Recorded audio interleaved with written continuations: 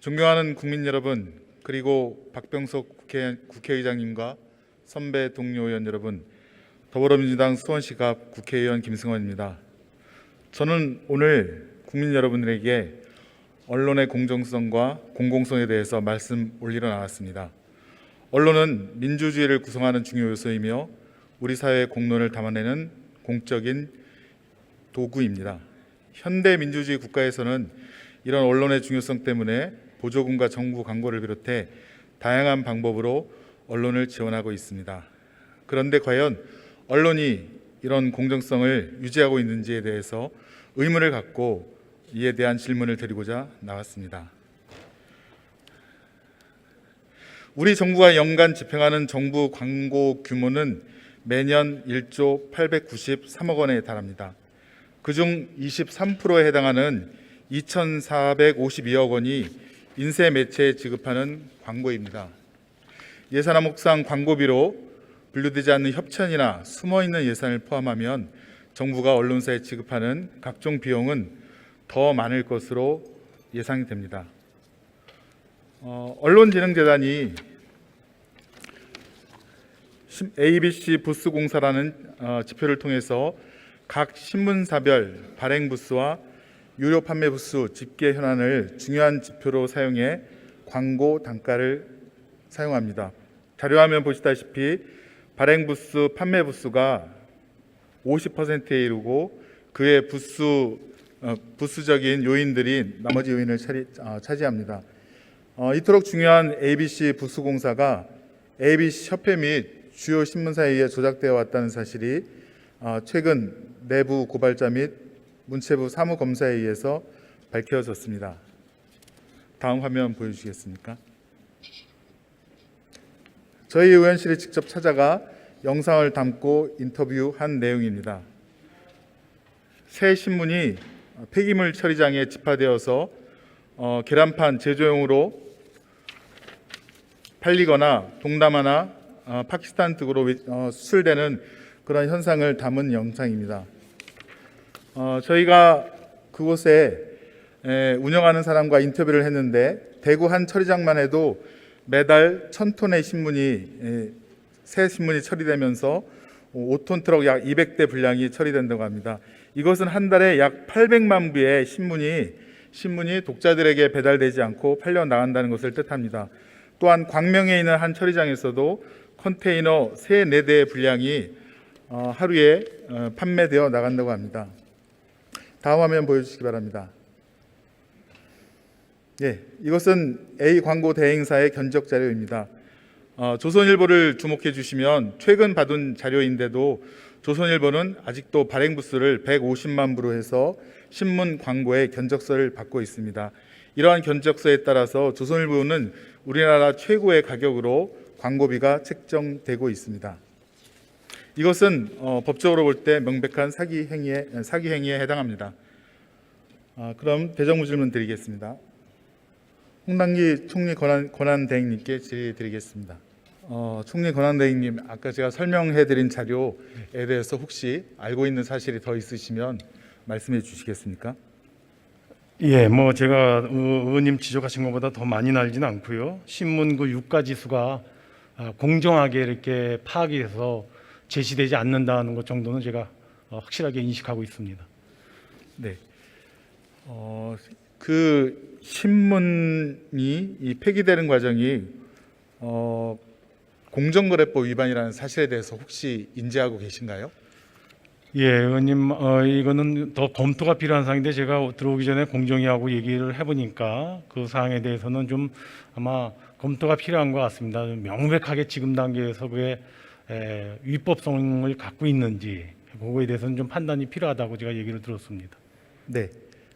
자료화면 독점 규제 및 공정거래에 관한 법률 23조에 보면 부당하게 경쟁자의 고객을 자기와 거래하도록 유인하거나 강제하는 행위를 불공정한 행위로 이렇게 규정하고 있고요.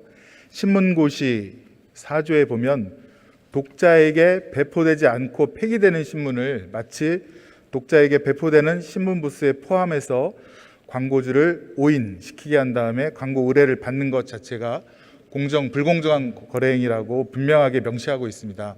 아까와 같은 사례, 이렇게 새 신문이 뜯지도 않고 바로 폐기물 처리장이나 해외로 수출되는 사례를 봤을 때 이러한 불공정 거래 행위가 강하게 의심되는 건 사실이지 않을까요? 예, 저는 뭐 지금 의원님 말씀하신 것처럼 지금 23조에 의해서 소위 그 부당한 고객 유인 행위에 저는 해당이 된다고 저는 개인적으로 생각합니다만은 이 판단은 또 저보다는 공정위에서 공정거래법을 운영해온 공정위 판단이 좀 중요하지 않을까 싶습니다. 네, 지금까지는 배달 부스, 발행 부스와 유가 부스를 속여서 광고를 유인한 불공정 행위에 대해서 총리 권한대행님께 말씀드렸고요. 다음으로는 밀어내기라고 있습니다. 네. 혹시 밀어내기 알고 계신가요?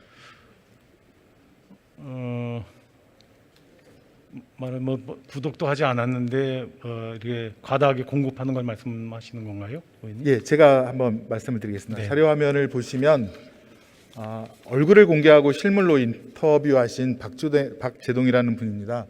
전 신문사의 지국장이신데요. 이렇게 실물로서 공개까지 하면서 인터뷰한 내용은 밀어내기로 받은 신문을 그 대금을 지급하지 못했을 때 자기의 그 가계 보증금 또 자신이 받아야 될 퇴직금 그 부분을 2년치를 본사에서 빼버리고 거의 빈털터리로 다닌다. 이분 지금 노숙자로 살고 있다는 얘기를 들었습니다. 예. 이런 게 밀어내기고요. 예. 그 다음 화면 보여주시겠습니까? 이것은 신문사 직원이 지국장에게 반협박적으로 특별 지시를 무조건 이행해라. 목표 이상 실적을 달성해라. 그렇지 않으면 페널티가 있다라고 하는 명백한 문자 메시지입니다.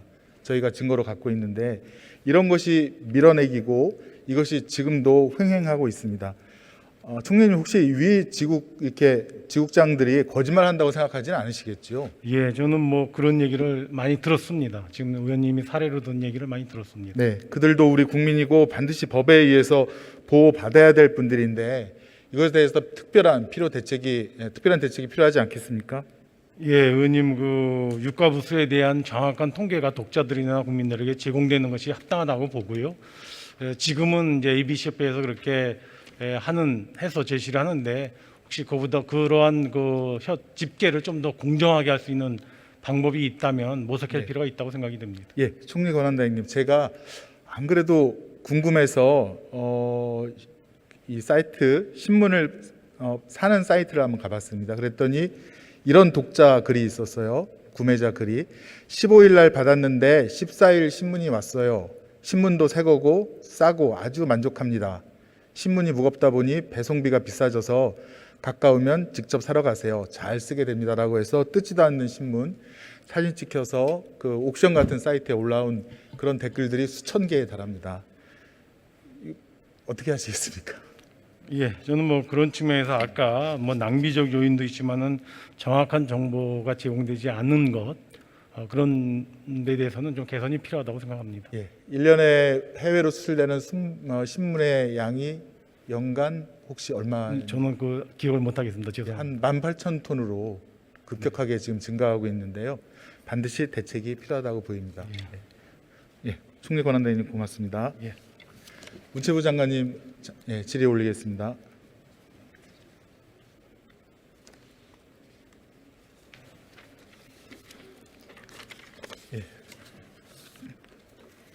장관님, 이 발행부수 유가부수 조작에 대해서 지금 문체부에서 지금 감사를 나가고 계시죠?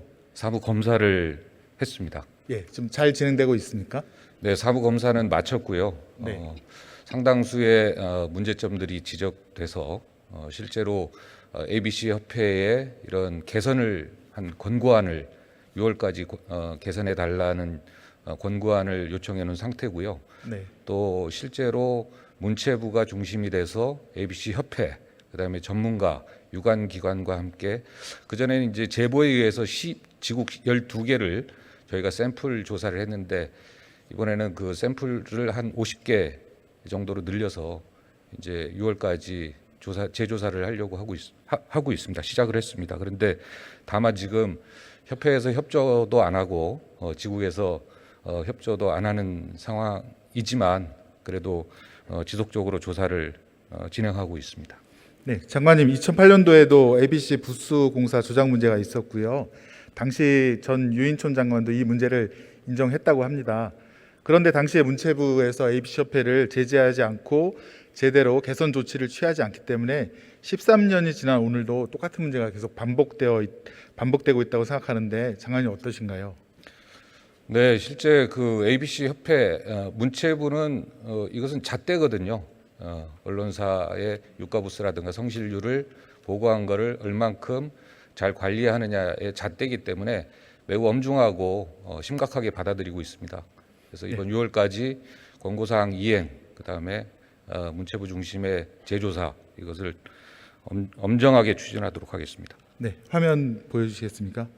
형사소송법 234조 2항에 의하면 공무원은 그 직무를 행함에 있어서 범죄가 있다고 사료된 때는 생각되는 때에는 고발하여야 한다라고 공직에 봉사하는 분들의 의무를 규정하고 있습니다.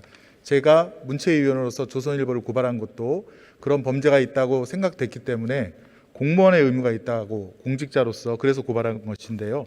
장관이 이뿐만 아닙니다. 그 보조금 환수에 관한 법률이라든가 또 공공재정 환수에 관한 법률에 보면 공직자로서 이런 부정한 광고비라든가 보조금 집행이 있다고 생각될 때에는 형사고발과 함께 환수하도록 하는 의무를 부과하고 있습니다. 혹시 이에 대해서 알고 계신가요? 네, 관련 보조금법 관련 규정을 알고 있습니다. 네, 장관님 이렇게 ABC 협회의 발행부수와 유가부수가 공정한 지표로서 지금 작용하지 못하고 있고 어떻게 보면 국민의 소중한 혈세가 부당하게 낭비되고 있습니다. 신문 구독률이 6%에 불과한데 발행부수, 유가부수를 기준으로 정부의 광고비라든가 홍보비를 집행한다는 것은 국민을 기만하는 행위라고 생각합니다. 저는 이거에 대한 새로운 대안으로 미디어 바우처법, 미디어 바우처 제도를 말씀 올리려고 합니다. 1조에 달하는 정부와 공공기관의 광고비를 차라리 국민에게 약 성인 4천만 명에게 연 2만 원씩 드리면 8천억이 되지 않겠습니까? 그 돈을 국민이 정말 좋은 정보라든가 내용을 가진 기사나 언론에다가 직접 여러 차례 나누어서 바우처로 지급하고 그 바우처를 많이 받은 언론사에 정부가 광고를 갖다가 주는 것입니다. 그런 것이 오히려 더 공정하고 국민의 의사에 맞는 행정이 아닐까 생각되는데 한번 의견을 좀 말씀해 주십시오. 네, 이 부분은 정부가 광고 1조 800억 되는 부분은 직접적으로 광고에 집행하는 돈입니다. 그래서 이제 그런 부분이 있고요. 그다음에 의원님께서 제안하신 국민들이 직접 선택을 하고 그다음에 공공성을 높이는 차원에서 국민들의 의견들이 반영되는 것은 매우 공감하고 있습니다. 그럼에도 불구하고 몇 가지 혹시 또 왜곡의 소지가 있지 않을까 이런 부분도 염려가 되긴 하고요. 아무튼 의원님이 지적하신 부분에 대해서 신중하게 촘촘하게 검토하도록 하겠습니다. 네, 제가 바우처 제도에 대해서 여러 가지 기고도 하고 또 방송에도 출연해서 그 설명한 부분이 있는데 혹시 장관님께서 들으신 내용이 있으신가요? 예, 설명 좀 해주시겠습니까? 바우처. 제가 의원님 그 제안하신 바우처는 일반 그 구독자들이 실제로 본인들이 좋은 기사가 있으면 거기에 대해서 다양한 형태로 여러 가지 의사를 반영하고 이제 이런 것들이 실제 ABC 협회가 지금 하고 있는 지표 대신에 반영되는 이런 부분들을 제안하신 걸로 알고 있습니다.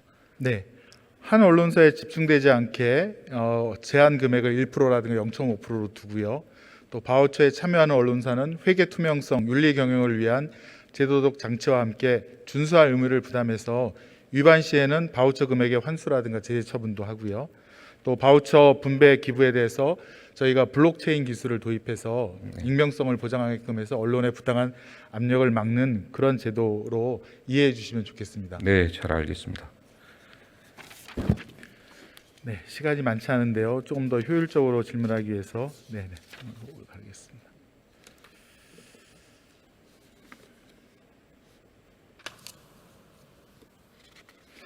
네, 그러면 미디어 바우처에 대한 여기서 질문을 마치고요.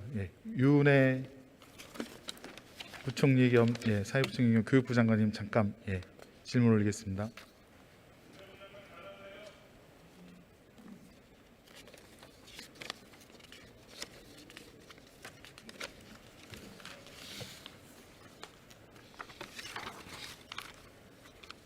네, 장관님, 지금 학교보건법이라든가 시행규칙에 의하면 학교시설 소음관리 기준이 55데시벨로 되어 있죠. 네, 그렇습니다. 네, 요거 유래라든가 연역에 대해서 말씀해 주시겠습니까? 네. 유래나 연역에 대해서 아, 55데시벨로 예. 된. 97년도에 학교보건법 시행 규칙에 따라서 이제 학교 시설 소음 기준이 55데시벨로 정해졌는데 지금까지 사회 변화나 환경의 변화와 관계없이 이제 계속 유지가 되어 와서요. 저희도 이 부분에 대한 사회 환경의 변화를 좀 반영해야 되지 않을까 이렇게 검토하고 있습니다. 네, 자료화면 잠깐 보여주시기 바랍니다. 대한의사협회에 의하면 벌써 40데시벨부터 자라나는 학생들의 신체에 이런 변화가 생긴다고 합니다. 50이 넘으면 호흡 맥박도 증가하고 듣는데도 벌써 방해가 되고요. 이건 자라나는 학생을 위해서라도 좀 바꿔야 되지 않는가 싶은데요. 부총리님 어떠신가요? 예, 지난번에도 의원님께서 한번 의견을 주셨기 때문에 저희가 이미 이제 전문 기관의 이 학교 시설 내 소음 기준 타당성 검토를 연구 영역에 들어가 있고요. 그리고 요것에 근거해서 저희가 올 하반기에는 법령 개정을 하려고 추진 중에 있습니다. 지금 보여주신 대로 다른 나라 뭐 영국 같은 경우에는 40데시벨을 이제 기준으로 하고 있고 우리 질병청에서도 40데시벨이 적정하다 이런 의견을 주고 있습니다. 그래서 저희가 전체적으로 연구 영역이 나오면 종합해서 이 법령 개정과 이 시행령 개정들을 같이 좀 추진을 해보도록 하겠습니다. 네, 고맙습니다. 예, 들어가셔도 됩니다. 예.